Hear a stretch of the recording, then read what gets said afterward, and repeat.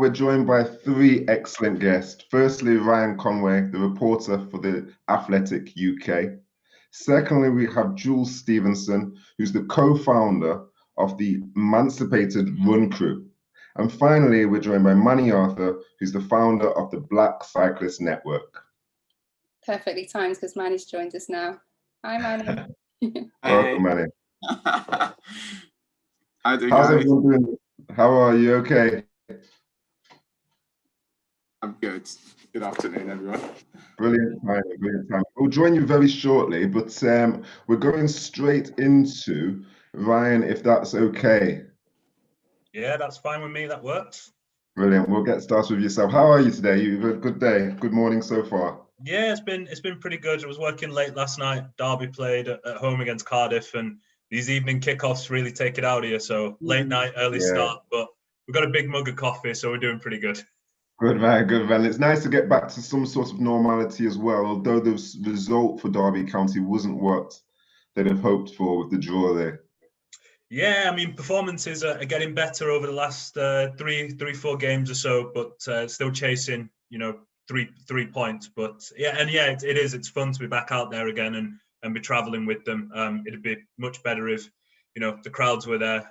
But that's where I'm incredibly fortunate that I can still get into the stadium and watch them live at least. And with that, you mentioned going to the grounds. You're in a really fortunate and privileged position in being able to go to grounds across the country at the moment. How you find the atmosphere in those grounds without fans being there? It's a bit dead. Great, is it? But I try and always take the positives from it. So I find it very fascinating now that you can hear what the coaches are saying on the touchline and on the dugout and things like that. So that's the one tiny positive of not having fans in the stadium. But yeah, it is a bit dead, to be honest. Yeah. I'm sure everyone would agree that football probably isn't the same without. And let's get fans back as soon as possible when safe to do so, of course. So for yourself, Ryan, where did it all begin? Tell us about this journey that you've been on. So for me, my path really started when I was picking courses for college.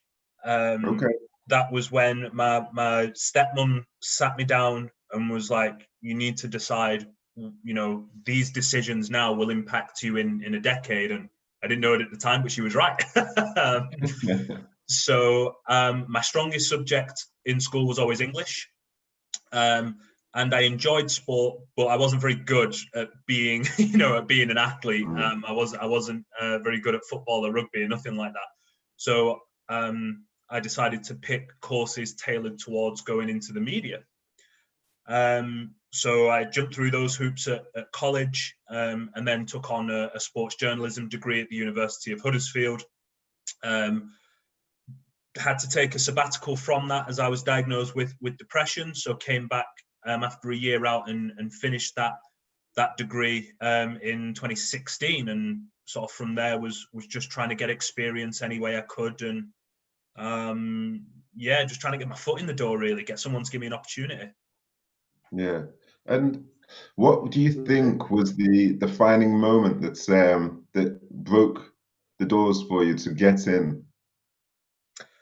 I always say the moment that resuscitated my love and fire and want to get into this industry was turning up at Kick It Out's National Raise Your Game conference.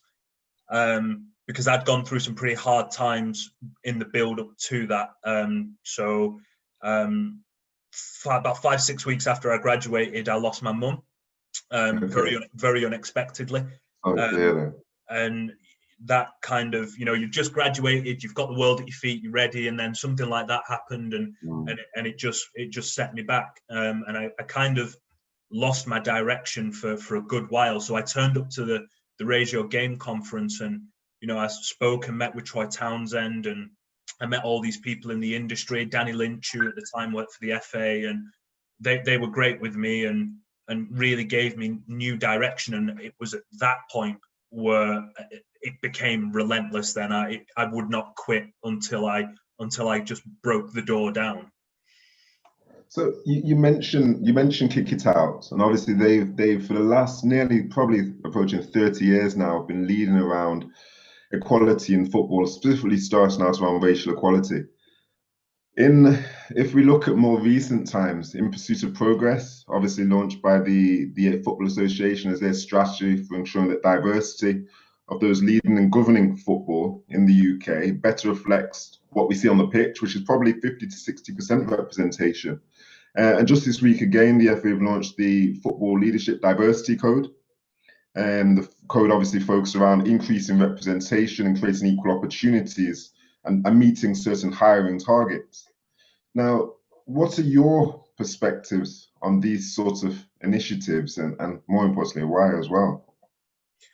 I think the initiative can only be judged sort of, maybe 18 months or so into its actual process, because we don't know what fruit it will bear in the medium to long term. But we've seen a lot of things like this before, a lot of initiatives set up before, and it's always a lot of sizzle, no steak a lot of the times with football. Initiatives are great, hashtags are great, marketing campaigns are always great, but yet still the numbers tell us that there is a massive gulf in the equality that we see at boardroom level, at coaching level, at pretty much every level that you want to look at. So if this initiative, we'll see those numbers climb, then that is great. But if it doesn't, then again, for me, it'd be another case of football saying a lot of the right things without sort of doing the right things behind those very, very easy to roll out campaigns. Yeah, it's interesting you say that about saying the right things and doing maybe differently, if we put it that way. Over the last 3 weeks prior to yourself joining us, we've talked and constantly around this concept of leadership in sport, but more importantly around representation. What would you say your experience has been working in the sports industry and obviously your profession, this concept around representation? Has it been a positive one for yourself? Largely, but there've been some moments where it's kind of been like, oh, okay, I see you. That I was in a Premier League press box, and this was before I got this job. This was when I was doing some work experience. I went to a Premier League game, was asked to take my earrings out. They were just little studs, diamante, like little cheap stud things. I was asked to take those out. Wasn't really given a reason why. Was just asked to take those out. And then I saw people in the press box with earrings in. Female journalists that turned up with earrings in. I didn't quite understand what the difference was.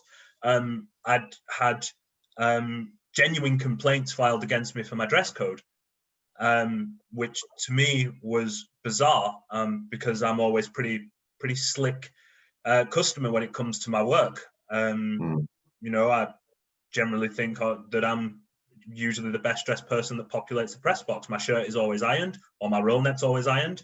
I always smell good. Coats always washed and pressed and ready to go. But I had a dress code complaint lodged against me, one which was dropped, and then I got an apology from the club that had filed it.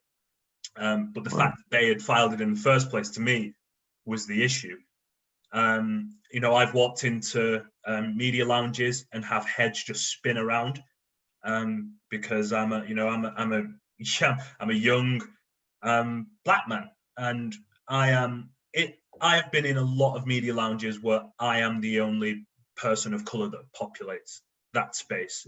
I look different physically, I talk different, my mannerisms are a little bit different, and I am aware of that difference, and I know that they know that I'm aware of that difference. That's uncomfortable. That's uncomfortable for me. But we move. we get on with it. We show that we're good at that I'm good at my job, that we're good at our jobs, and we let our work do the talking. It's Michael. I'm not sure if you want to come in at any point with this discussion, but it almost goes without saying that those sorts of experiences, the impact they can have on you as an individual. Yeah, sorry, Michael. Nah, it's just an interesting conversation because I'm aware of the backdrop to Ryan. Obviously, Leon's one of my close friends, and I love the way you phrased it, and you're so right. You know, they know that you know that you know that I know. It's so bizarre, but we're all playing this game, right? What I'm intrigued in Ryan is, and I wanted to ask this question is around the leadership of your industry, you know, regarding the media, because there's the tone of words that the media use to describe certain players of ethnicity, for me, is outdated. But also how those words actually come into play with that, without lack of senior leaders, decision makers that look like me and you. So what is the landscape look like of the media in terms of ethnicity? It's getting better, but in my opinion, it is getting better, but it's still not there. I think a lot of media outlets that are sort of institutions of our country as a whole, you know, a lot of papers that have now, you know, digital platforms that have been around for centuries. It's difficult to, you know, go against a trend that you have always followed. So you always see the same kind of faces that populate those spaces. I'm very fortunate and very glad that with something new like The Athletic, we were able to get a very broad reach of people right from the very top and trickle that down to our staff writers such as myself. I am very comfortable in that environment. I don't think that there are enough outlets and institutions like that. And again, you know, you're right about the language used to describe players. That comes from a lack of understanding of what it's like to be black, of what it's like to be a woman, of what it's like to be, you know, Asian, because those experiences are very different. How can you empathize with them if there are not people that look like us all in this webinar? You know, how can you empathize with them if it is just the same, you know, face, the same color, the same economic background that you have come from? You can't. Now, that isn't your fault, but what is your fault is not addressing that. You know, as a journalist, like rule number one as a journalist is be accurate, but the very second one is balance. How can you have any form of balance if your newsroom is completely unbalanced through, you know, a whole host of factors? And, you know, they all kind of interlink, you know, be race, and economic development and your opportunities that are gifted to you in life just by, you know, the basis of the color of your skin. Now, that is, to me, not being addressed in some of our big media institutions that have shaped public opinion for decades. That to me is a big issue.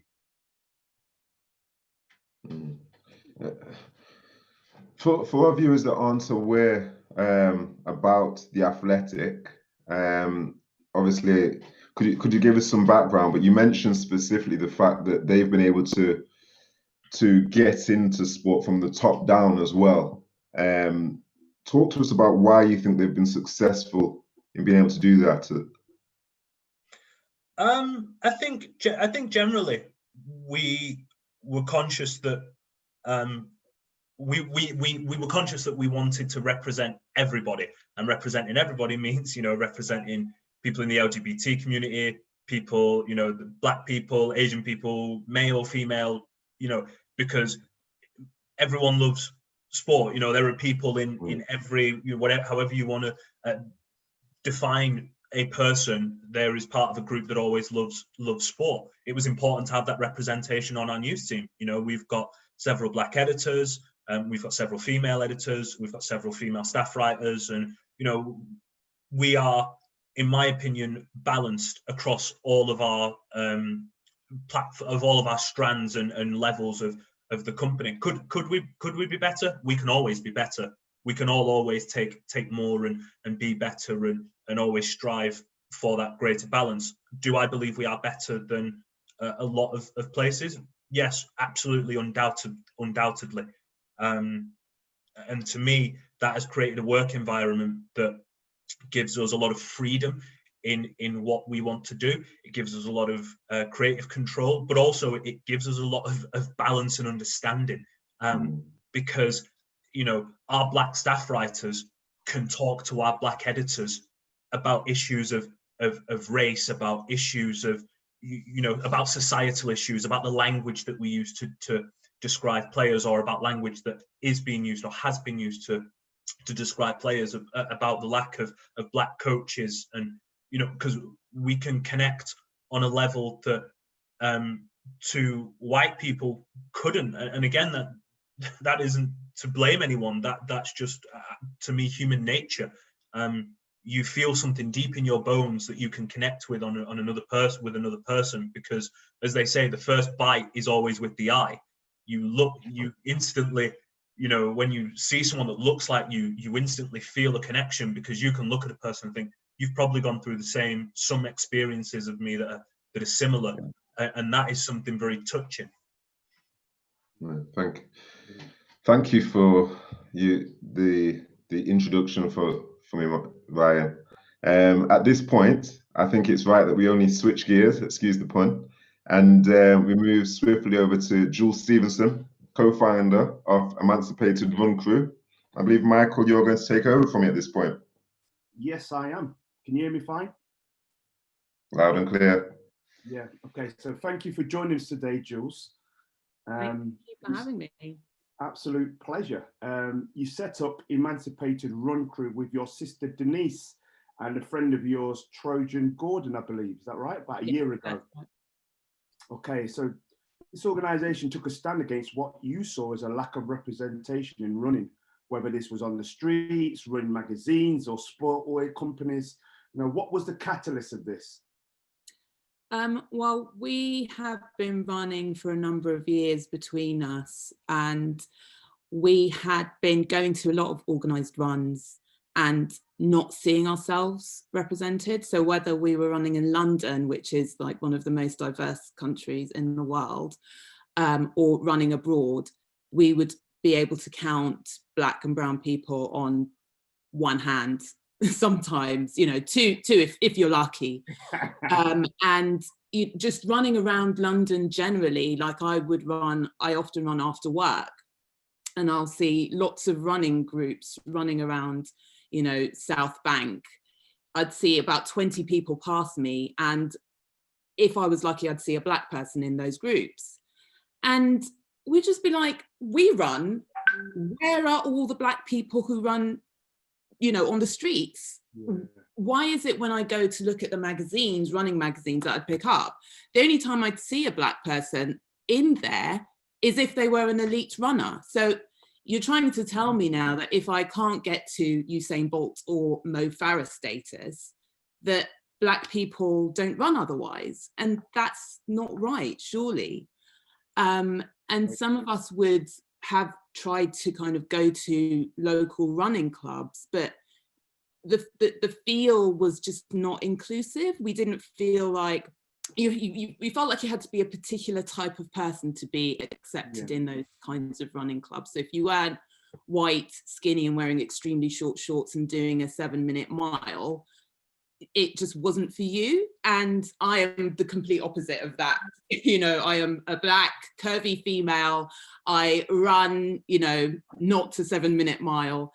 And I just, you know, we just felt like we needed to create our own space and start going together to some of these races and representing and showing that, yes, Black people do run.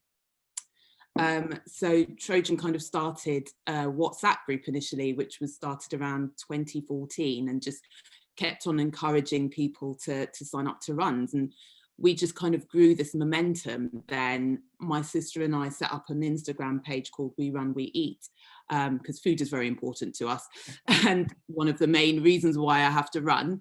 And we would start sharing our runs there. And so when we travel, we'd go and, like, you know, take pictures of us when we were running, and take pictures of the food where we were running. And we just started to get people, like, on the street, we'd be in Brixton and people would be like, oh, you're those sisters that run. Like, I've seen your Instagram page. I was thinking about running, but I didn't really think it was something I could do. But seeing you guys really encouraged me to kind of, you know, I'm doing a Catch to 5K. So we began to realize that visibility is really important. And we just, you know, I think this year more than ever, we've been shown that we can no longer wait for platforms to invite us, you know, to the table. I'm always about building our own table. So, you know, build your own platform, build your own crews. If you're not being represented, we have the power to represent ourselves. And that's, you know, kind of what ERC is doing. That's an amazing backdrop to the story. And, you know, where are you galvanized now? Is there a large take up of members, or, you know, whereabouts in that journey are you now? Yeah, so I mean, we started the WhatsApp group, as I said, Trojan started in 2014, and there were probably about 6 people on it. And then we would start going to park runs, and when we'd see Black people there, we'd kind of like encourage them to join the WhatsApp group, but we didn't really have a name. And then last year we kind of came up with the name Emancipated Run Crew, and it was like, I mean, the name was kind of a blessing from God in a way, because I was thinking about running and Black people and slavery and the kind of journey of Black people. And we wanted to kind of have a name that said Black without saying Black, but the name Emancipated, I was just thinking about the fact that we always in the group always talked about running free. That is our mantra. So we want people to just run your own race, be free to be yourself and express yourself. You don't have to compete with anyone else, just run free. And so the word emancipated really kind of encapsulated that, and is uniquely, you know, we wear these t-shirts and you'll see people, a lot of white people look at it and say, oh, Emancipated Run Crew, because it's such a loaded word. Yeah. But for us, it's powerful. We are free to run, we're free to be, we're free to express ourselves. So as soon as we came up with that name, it was like there was a new energy in the group, and it just grew from there. We like set up a WhatsApp group, and we've got like about 750 followers over a year already. And the WhatsApp group, we're kind of, I think it's about 45 people in there now, and we post every day. It's like throughout lockdown, it has been an invaluable tool because we are virtual, so we support each other in a virtual space, but we get together and run when we can now. But it's just having that support and kind of being able to encourage people to run and to feel safe to share their runs and to feel encouraged by each other's accomplishments, whether it's a 10-minute run, whether it's a 10-mile run. We're all celebrating those accomplishments and making the space for everyone to feel safe to express themselves as Black and brown runners. So yeah, it's really kind of taking off massively. And how has it been received in terms of the running industry, other running groups? Has it been well received, or you had hurdles? Yeah, I mean, it's been a really interesting journey actually, because obviously this year more than any other year, with all of the things that have happened, starting from Ahmaud Arbery in February, which didn't really kind of hit the worldwide news consciousness until around March, I think April, May, who was a Black runner in Georgia who got shot out running. From then there has been a real, and then, you know, that was closely followed by George Floyd and Breonna Taylor. And so the whole Black Lives Matter movement has really shifted the public lens on Black people. And, you know, in the running community, when the Ahmaud Arbery story broke, we as ERC, you know, we were kind of looking on social and seeing there was a lot of silence from mainstream running channels, and we kind of called that out. And you know, we've been having conversations, and we've kind of become activists in a way, in the space of like making sure that these topics are talked about now, and we do challenge, you know, the formal running kind of publications. What are you doing? What are you saying? how are you addressing these issues? What are you doing to kind of promote diversity on your platforms? Because these are things that needs to be talked about. And we've noticed over the last 5 years, I think Run Dem Crew is probably the first real kind of black running crew or non-white running crew that broke the kind of cycle of closed shop, it kind of felt like, with running clubs. And since then, you know, we've been happy to see the growth of crews such as the Fly Girl Collective, Black Girls Do Run UK, Mile Crushers, Run with Purpose. I mean, there's just so many, you know, more running clubs and crews that are breaking the mold. And, you know, we're really happy to kind of stand shoulder to shoulder with those crews, kind of showing that there is a space for us within the running community. Amazing. And what is the long-term vision?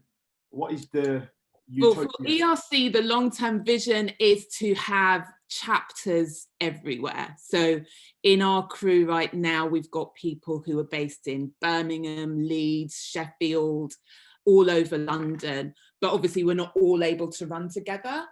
And what we do want is for people in those spaces to have little kind of ERC chapters where you've got 20, 30, 40 people in Sheffield who are able to run under the ERC banner, because it just makes everyone who's in the group, they've all said, and it's such a busy group, like the WhatsApp group is like, you go away for 5 minutes, there's 100 messages and you're just like, seriously, do people not work? Like, do they not have anything to do? But everyone who comes into the group, they've all said, you know, not everyone is active, so not everyone posts, but even the people who don't post say, the amount that I get out of this group, even without actively participating, I can't even describe to you what I get out of the support, how supported, how motivated, how seen I feel. And we just want everyone to, you know, to be encouraged and to feel that they have a space and to feel that level of encouragement wherever they are. I can see Manny smiling there, because I can imagine that when we go into Manny, there's going to be some comparisons here. I think people also don't know that you're a busy lady. You also do work for ITV, is that right? I am, yes, I am a lawyer for ITV, so it's a massive full-time job, especially now during lockdown. I also run a baking cupcake company, and wow, I do a podcast as well called The Start Line Plug with my sister Denise, who co-founded ERC, and my other sister Patrina. So fingers and many pies. Well, honestly, you're a busy lady, but well done. It's magnificent to hear your story. So into Omari, because I believe Manny's the next one who we're going to interview. Thank you very much for sharing. Thank you. Thank you very much for that, Jules. And swiftly over to Manny, somebody who's obviously has a big vision for the cycling community, just as Jules has for the running community. Manny Arthur, welcome. Great to have you on board with us. Thank you for the introduction, Omari.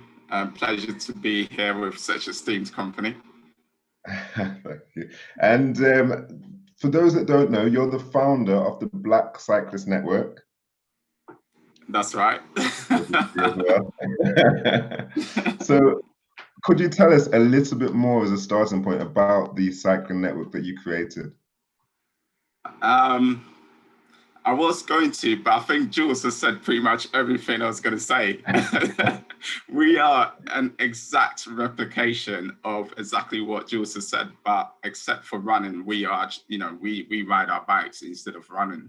But other than that, pretty much everything that Jules has touched on, I've been here just smiling, listening to Jules, because it's pretty much precisely the kind of activity I've been involved in, and I've been doing all the way down to the WhatsApp group conversations and getting 100 messages a day in our WhatsApp group chat. Yeah, so there's just so many similarities there. But just to take you back, I started the Black Cyclist Network in October 2018 because, well, I started riding my bike in 2009. And I didn't really get into cycling until 2011. So it just all came. I used to be a civil servant, so at the time I was working as a civil servant in one of the big government departments, and 3 of my white friends talked me into doing this incredibly long ride from London to Copenhagen to raise money for the charity. And I thought, Are you still friends today? I don't speak to them anymore. We still friends. But it was just a bizarre idea that, you know, it's one of those things that, you know, as a black guy who grew up in Tottenham, North London, something like that would have just never crossed my mind. I just thought it's absurd. It's like going into the zoo and putting your hand in the lion's mouth. It just doesn't compute. But they sort of talked me into it, and I thought, okay, let's try this. Let's see, you know, let's see what happens. So we did it, and it was just like we sort of, you know, initially the months leading up to it, we did some initial planning, route planning. So each day we started off from Buckingham Palace, and day 1 we got to Dover, caught the ferry over to Dunkirk, and then rode to a youth hostel. So we were staying each night at a youth hostel. So the idea pretty much was ride close to 100 Ks each day, and then stop off at a youth hostel, sleep overnight, and then continue the journey the next day. It took us 11 days to get to Copenhagen, and we got there just in time for the 2011 World Championships, which was being held in Copenhagen. But the journey, like the experience, really opened my eyes, and it just made me sort of realize how, you know, freeing, you know, just cycling, it gives you the ability, the freedom that it offers, the ability for you to explore, you know, incredible places, these wonderful Dutch villages, you know, riding through Belgium, you know, through, you know, Dunkirk, through Malent, through a tiny little island called Bogo. I think at one point I was probably the only black person on this small island called Bogo. And I still remember the place that we stayed at. I was, you know, hosted by this lovely couple, Klaus and his wife. And it was just so, you know, after we completed the trip, I remember just coming back on the ferry back to Harwich, in the Northwest, I think. Yeah. And I would just, I just felt really amazed at myself, and but I didn't want to ever jump on a bike again. But then a couple of months later, I sort of like it started missing that feeling, so I started riding my bike again. But I didn't. But that was like from 2011 all the way to 2013. I was just like riding casually every now and again, but I didn't really join a cycling club. And everyone that knows anything about running and cycling, you know, all those kind of team sport is that the clubs are where you learn so much. You get all that sort of that years, like sometimes 100 years of wisdom and knowledge that teaches you about etiquette, what kind of equipment to take, when it's winter time, how to dress for winter, how to dress appropriately for summertime, what kind of repair kit you should have, how to ride in a group, you know, and there's so many different do's and don'ts in cycling. So for me, the next step was obviously through my progression was to try and find a cycling club. My initial experience wasn't that great. But in 2014, a friend, a complete random stranger rode up to me and was like, hey, you know, fancy coming joining my cycling club? And I was just like, who's this guy? And it's just like, I see you, we commute together all the time. I see you, you know, making the same journey along the same route, but I've never actually come and talked to you. So we were stuck at a traffic light, and just like that, I went and joined the local cycling club and taught me everything I pretty much know to this day. And so around 2016, I started competing in 2014. And every time in road cycling, it's, you know, quite often, like, it depends, like there's 2 types of disciplines. Actually, there's 3. So there is what we call a criterium, which is like a closed circuit, usually held in a city, or, you know, or a specific sort of track, which would be like a 1 mile long loop. And you do like 20 laps of it. And then whoever finishes first in the sprint wins the race. And then you got the road racing, which normally takes place out in country. So you find that, you know, it takes place in Cambridge. And in those kind of spaces, you just do not see any black people there, because it's in, you know, what do you call it? Towns and villages. That's where it's held. And it's normally like a 10-mile loop. So, you know, you've got 60 riders sometimes just riding, and you've got like a motorcade up ahead conducting traffic, and you're doing like close to maybe 100 miles, you know, 80 to 100 miles kind of race. So it's like a 3-4 hour race sometimes. And in those kind of races, you just don't see many Black people because of where it's held. And also you get time trials where it's like an individual riding against the clock to try and see, you know, who can, you know, complete a certain distance the fastest.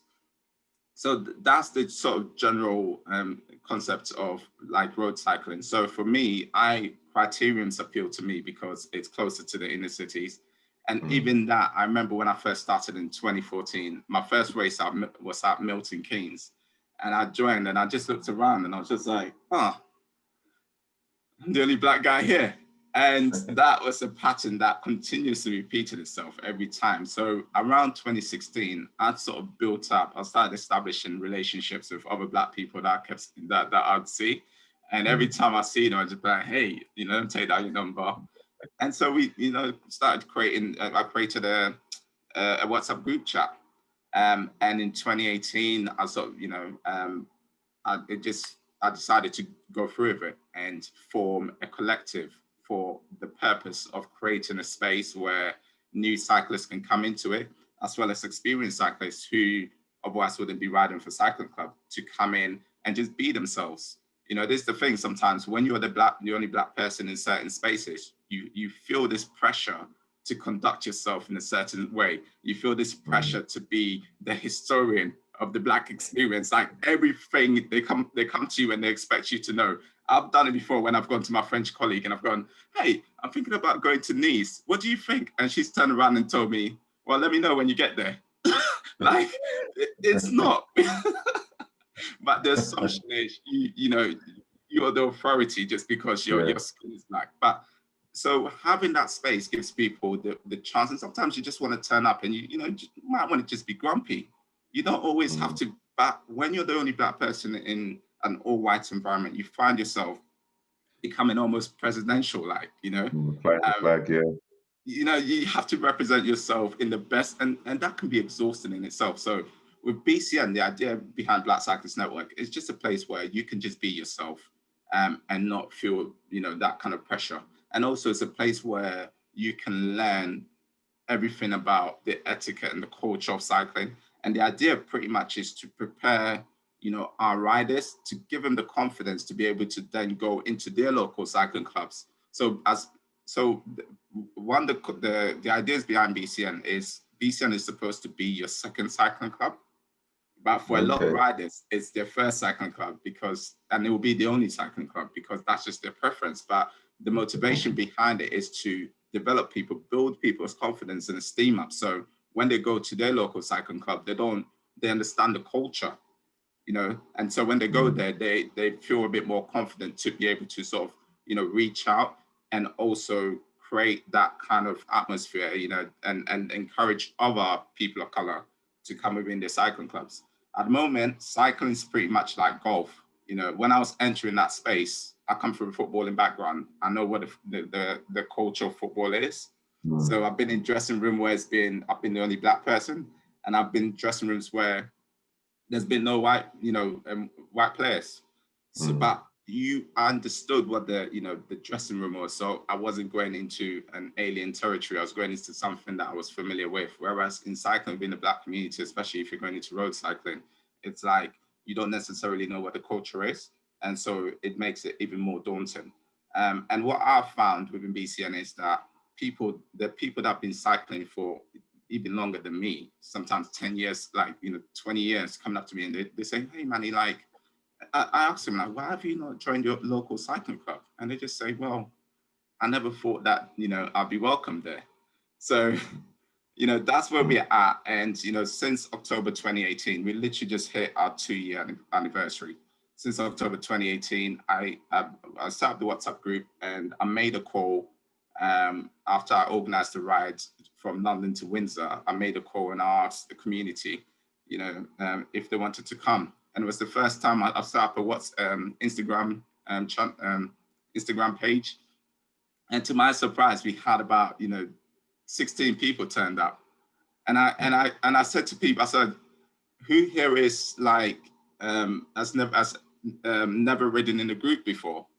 And like 3/4 of the hands went up. And I said, okay, this is gonna be problematic.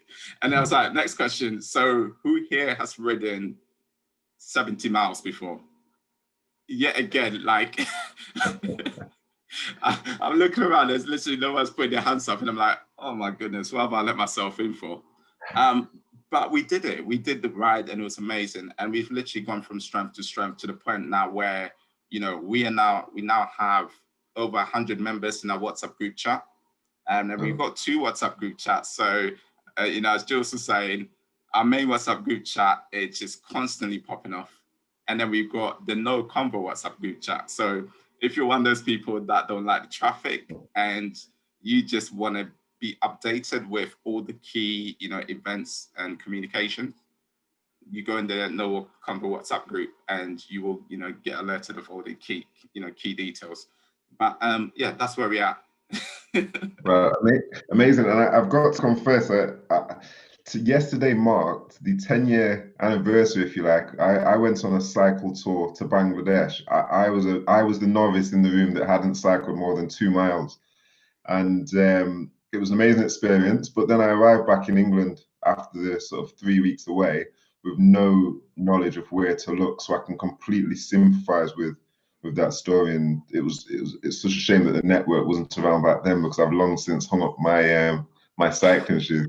get the Lycra back out. And I think that's a really good point. And when Jules was talking about deciding the name, the Emancipated Run Crew, literally, you said, you started in 2014. So to get to so I completely understand where you're coming from. I had the similar experience when it came down to naming, the cycling club. It was like, there were people that were not comfortable with the name Black Cyclist Network, for example. Yeah. But for me, it was something that was important to me, and it was something that I felt that we needed to put out there, because when I got into cycling, the first thing I did was I went on Google and I searched, is there any black cycling clubs here in London? But nothing. Yeah.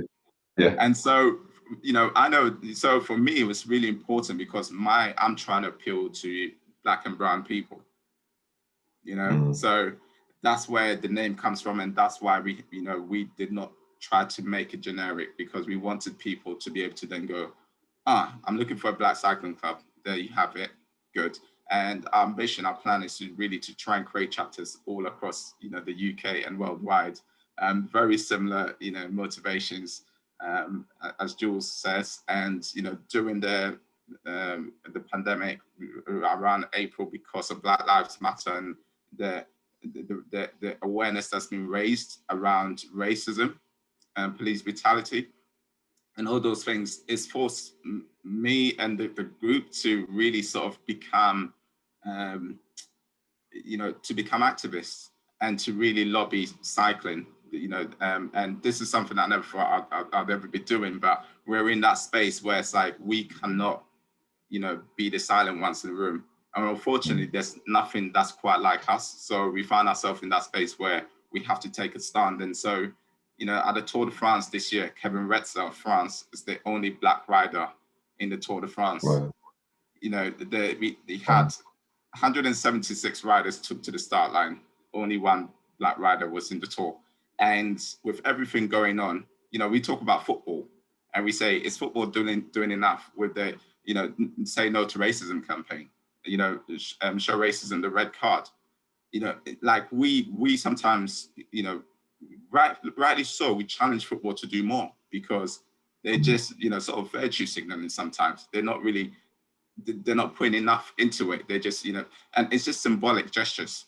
Within cycling, it's like we couldn't even get that. And so I found myself really challenging the UCI and almost having to shame them and putting out social media campaign to say, hey, it's not all right that the only black rider in the Tour de France is, it's like, Kevin, we only have one black rider in the Tour de France. It's not all right that with every sport, even ice hockey, taking a stand against a symbolic stance against racism, that in cycling, nothing is being done. And, I'm proud to say that some of the pressure that we sort of applied in the end got to the attention of some of the riders. And at the final stage in Paris, some of the riders, wore face masks with, no racism, say no to racism written on it. It was very symbolic. It was very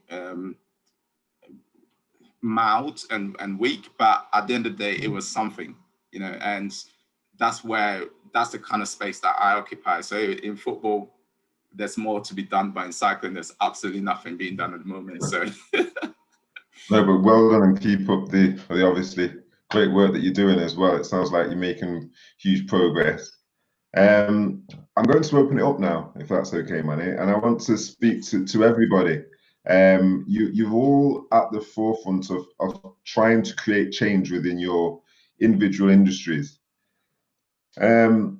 What do you see change looking like, I guess, is the starting point? What does change look like for you in your individual industries? If I go right the way back to Ryan, where we started, what would change look like for you? A positive change, most importantly. I think we, as an industry in the media, have to have a serious think about how we frame issues of race. The media is an incredibly powerful tool. It shapes our public opinion. It shapes what we think the world is like. There are dangerous journalistic practices that are, being replicated over and over and over again.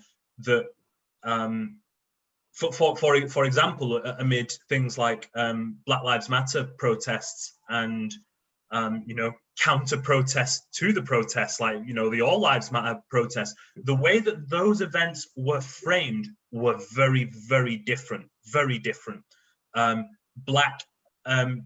Pockets of black people who were being violent, unfortunately, were used to that clip was replayed over and over on news channels, and that was used to essentially tar the entire movement of, it is a violent movement. That wasn't the same framing that was used for some of the counter protests. It was framed as it is just pockets of people. That is dangerous. You paint very different pictures, and therefore you create that division. The gap widens. When we're trying to bring each other closer together, you end up pushing each other apart. I think the biggest one is when you look at natural disasters. White people are often framed as survivors, and black people are so often framed as looters. The language of that really does matter, because it's almost like you cast one as it's like superhero stuff. You cast one as a bad person, one as a bad guy, and one as a good guy just trying to survive, and one as a bad guy being opportunistic. The way the media frames stories has to be better. It just has to be, because the news is meant to be straight. That's all it is. That, if you want your opinion, that's why we have opinion columns. That's why we have chat shows and talks. That's where your opinion can lie. But news has to step back in line and just be straight, because when you frame things the way that things are being framed, it creates an awful lot of division, and it shapes the opinion of a lot of people who could go out and do their own independent research, but for too many that isn't convenient. It's difficult. It's hard in everyday life to sit and dig and really dig up the issues. That's why we watch the news. That's what we have it for.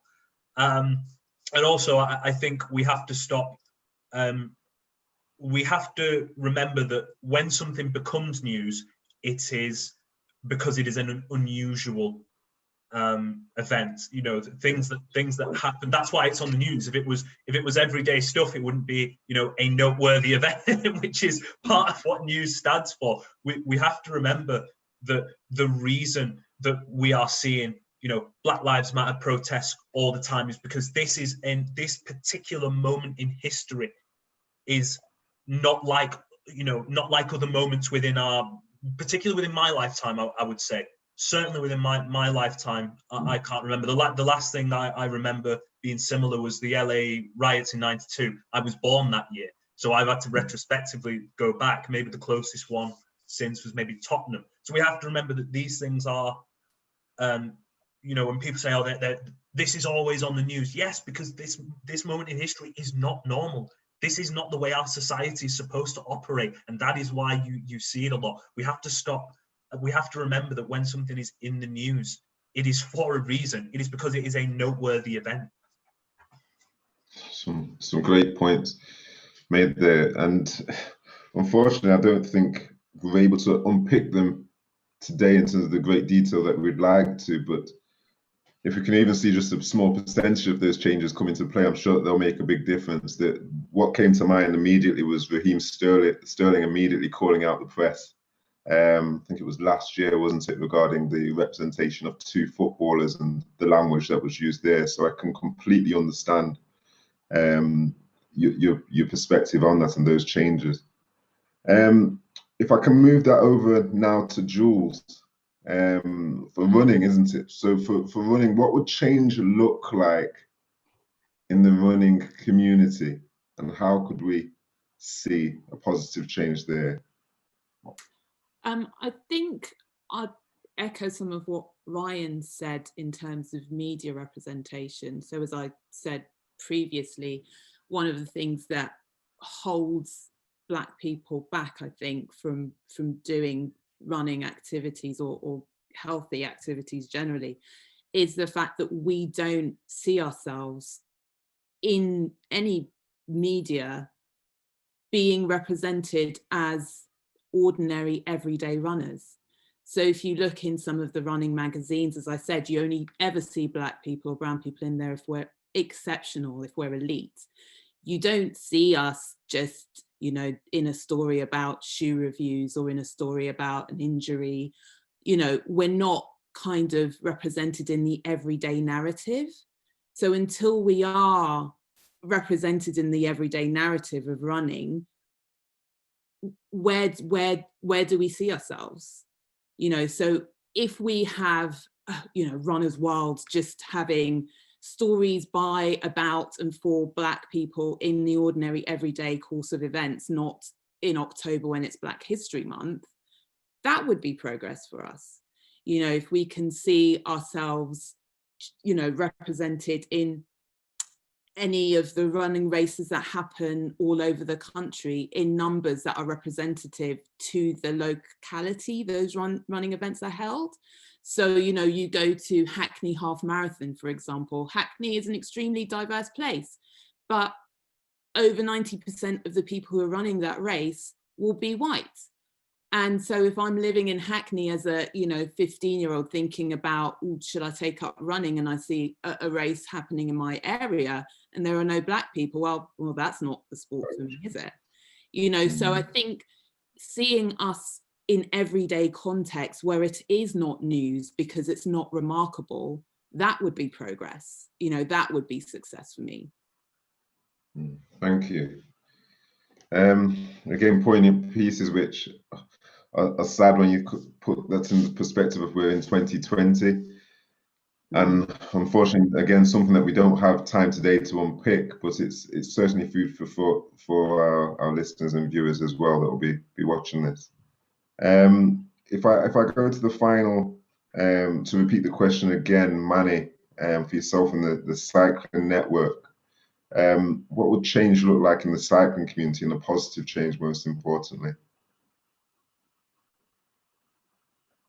Sorry, I had my mic on mute, just out of respect. I think, you know, added to what everyone has said, I think it's really important that we all get active in the political process, first of all. We all have to become activists in the political process and start, you know, nominating politicians that are progressive, you know, who are going to fight for our agenda. If we don't have that, all of this just becomes, you know, quite kind of hard to obtain. The next thing as well is we've got to utilize our own power, not just in politics, but, you know, once again, if you're in a position to, you know, to be bold and to be fearless, to be a fearless activist, you know, to force people to listen to your story, to listen to others around you. And within my industry, one of the things that, you know, I never thought that I would be doing what I'm doing today. If you asked me 6 months ago, Manny, would you be having this interview and talking to people? I'd have been like, no, not really. I just like to ride my bike, and, you know, but, you know, it's a challenge, you know, and it's one that we must all rise to. And like, we are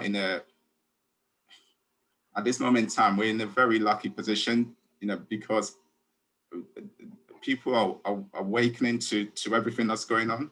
And so we really have to sort of strike while the iron is hot to make sure we don't revert back and we control the narrative. And so, you know, we all have power in the sense of, you know, it used to be that there were, you know, 5 media channels around. You go on ITV, Channel 1, BBC, etc., etc.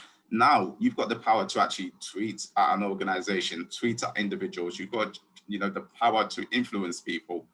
You've got, you know, so it's about not just calling out your colleagues, but looking out beyond you, calling out organizations, forcing them to do better. In cycling wise, like I think it was last year, Ride London ended up putting, they photocopied an image of a Black woman on their magazine that they were sending out to you know, to people joining Ride London. And it was just like, wait, why? You can easily just go, you know, ask, you know, find a Black woman. Why did you need to photocopy? It was just that lazy. But, you know, it's just calling out stuff like that. And it goes a long way because it forces people to listen. And then within my own organization, one of the things that I've done is last year, we put out the Diversity in Cycling report, which looks at what the cycling industry and, you know, cycling clubs, cycling media, cycling industry as a whole can do to make cycling more diverse. And we had really, really good feedback from, you know, cycling clubs getting in touch and saying, hey, you know, how can we help? And it was just about literally communicating to them, look, sometimes something as simple as putting Black faces on your website shows other Black people, hey, you know what? This is Brixton Cycles. I see Black people on their webpage. You know what? It maybe it's a welcoming place for me. Like something as little as that, but also just changing the terminology and the way people talk. Sometimes the dog whistles. We've got to be really strident in calling those things out. I think we're very, like, this generation and the generation that's coming up, they're very astute. They know what's happening. You know, they know politics. They know the media. And so I think, you know, we're heading in a good direction, but we've literally got to be super. We've got to be brave and bold in calling out, you know, injustices when we see it. There's some good points as well. Michael, if I could, I can shortly pass over to you. But firstly, thank you, Manny, as well for the perspective. And Michael, if I can pass to you for the final round, if that's okay. Yeah, it's been unbelievable contributions from you all, and the hours just literally just whizzed by. It's been wonderful to hear and get insights. I think there's 2 things I'd like to ask each and every one of the guests is, when you think of your own networks, your communities, how easy is it to maintain them and to keep up the consistency to motivate and inspire them? So how easy is it to keep them going in your own industries? And also, before you go, could you all plug and mention where we can get in touch with you, your Twitter and your Instagram handles? So I would fire that over to Ryan first, please. I think the journalism community, the Black journalism community, is actually just sport journalism is excellent. Myself and Carl Anker, a colleague of mine, Roshane Thomas, another colleague of mine, we're always building each other up. And then, you know, you see on Twitter with so many different young Black journalists doing their own thing, you know, creating their own content, climbing the ladder and building each other up. And, you know, you sit and scroll through the timeline and, you know, you get that sense of real pride, and then think, man, you know, they're pushing me to be better, and I like to think that I'm pushing them to be better. And I think that kind of, it's a community that you're a part of, and I'm very pleased and proud to be a part of of that, even in and I suppose in 2020 as everything is virtual. You know, it kind of rings home how strongly that community can be. And you know, there are good parts of Twitter. there are a lot of bad ones, but there are good parts of it, and that's one that's very near and dear to me. You can find me on Twitter at rjconway92, and you can head over to theathletic.co.uk to see some of my work as well. So thank you for letting me have the plug. Cheers, Ryan. Jules. Hi. In terms of motivation, I think that, I mean, within ERC, motivation is easy. We just share. It's about sharing our experiences.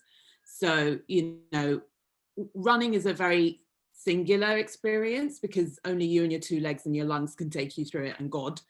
But sharing that experience with others makes it even more enhanced, makes it even more real. It's almost, you know, going into 3D. So that keeps us going. In terms of the wider community, I feel really blessed because we have made so many great connections. So bank holiday, August bank holiday, we did a run called the Carnival Run under the banner of Black Crews United. So we decided Carnival was cancelled, but not for us. We were going to claim the streets. So we got together with Black Girls Do Run and Mile Crushers, and we just headed for Notting Hill. Did it socially distanced, but we did the Carnival route, just the 5K. Everyone came out in their flags, everyone came out with their speakers, and it was amazing. And one of the things that we want to do, you know, is our success is all of our success.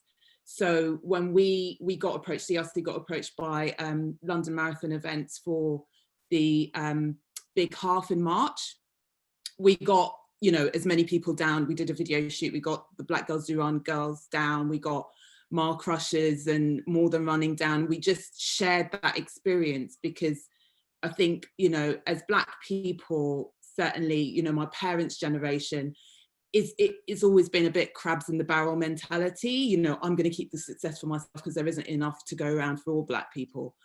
You know, those days are gone. There is enough. Open the door and kick it open and let as many people come in. You know, that is the mentality, which is what is going to get us to where we need to get to. We have to build our own platforms. I'm very, you know, strong on that. And, you know, just making sure that we share our successes, you know, and shout about them. That's what's going to galvanize us to continue and to succeed. And, you know, Startline podcast is another way of, you know, also keeping the motivation going. So we have as many, you know, guests on it as possible to kind of share our stories. How can you get hold of us? ERC is on Instagram at Emancipated Run Crew and also on Facebook at Emancipated Run Crew. And we'll be building a website, which is going to be launching soon. So look out for emancipatedruncrew.com. Thank you, Jules. I'm just going to rewind and just ask you, can you just say that phrase? You said, I'm going to keep the success for myself as there's not enough to go around. What was it again? Do you remember it? Oh, what, the crabs in the barrel mentality? Yeah, I love that one. I'm trying to steal that one. What was that? What's the phrase you said? I'm going to keep the success for myself. Can you reword that? So instead of keeping the success for myself, it's no longer a crabs in the barrel mentality. You know, once you kick the door open, you leave it open and encourage as many people to come in as possible, because we have to build our own platforms. And the only way we're going to do that is by sharing our successes, galvanizing each other, and making sure we build each other up. Wonderful. So we've got to keep doing that. I think that's excellent. Like, you know, we're no longer climbing the ladder and kicking it. You know, we're climbing the ladder and helping everyone else up. 100%. And that's the beauty of it. You know, this whole BCN is centered around community. One person cannot do the changes that needs to be done. As a collective, we have more bargaining power, and it doesn't matter what industry you're in. Once you become a collective, you've got the ability to influence more change. So for me, in terms of BC and what we're trying to do, first of all, I want to change, you know, the culture around cycling. I want, you know, Black people to get into health and well-being, and also doing their bit for the environment. So we are all about community engagement, getting people involved in cycling and changing the attitudes around cycling. It's not, you know, it's not something that you do because you can't afford a car, or it's not something to be looked down on. It's actually healthy living. I always say cycling, you know, takes literally, it makes you 10 years younger. We've got people that are cycling in their 70s and they look like they're in their 60s. It's amazing. And now, you know, we're trying to change the culture around it to the point where, you know, we've got a former, you know, NBA Hall of Famer, Reggie Miller, wearing a BCN jersey, representing in LA. You know, that's where we're going. It's a worldwide approach, and we're trying to change it, and we're trying to influence society in general, so it can be more sort of focused around cycling, walking, running. And this is what we're trying to do. This is sort of our part in it. And internally wise, it's not, for me, cycling is one of the barriers that I've sort of noticed, is that cycling is very sort of male dominated.